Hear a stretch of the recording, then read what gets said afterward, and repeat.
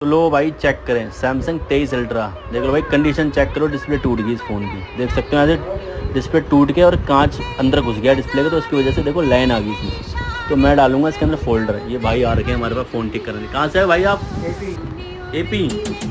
ये कहाँ पड़ता है? आंध्र प्रदेश से आए। देख लो भाई ये 23 अल्ट्रा ले गए। बाकी भाई फॉलो करो, किसी भाई ने अगर 23 अल्ट्रा, 22 अल्ट्रा, 24 अल्ट्रा, 25 अल्ट्रा अगर डिस्प्ले चेंज करवानी हो, फोल्डर चेंज करवानी हो तो भाई जरूर कॉन्टैक्ट करें। बाकी भाई फॉलो कर लो।